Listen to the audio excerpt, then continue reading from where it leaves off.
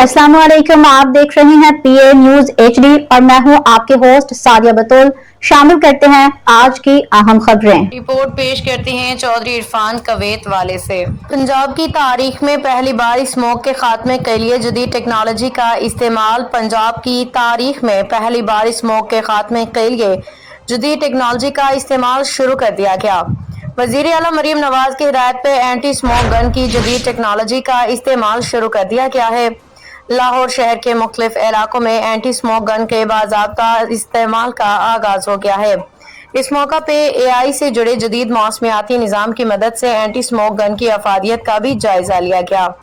वजीर आला ने पंजाब के इलाकों में स्मोक के मसले पे काबू पाने के लिए दीगर इकदामात के साथ साथ जदीद मशीनरी भी फराहम की। जदीद एंटी स्मोक गन के जरिए पानी के छोटे छोटे कतरों की फवार फिजा में बरसाई जाती है। इस पानी की फवार से फिजा में मौजूद आलूदगी और मिट्टी के ज़रात को साफ किया जाता है।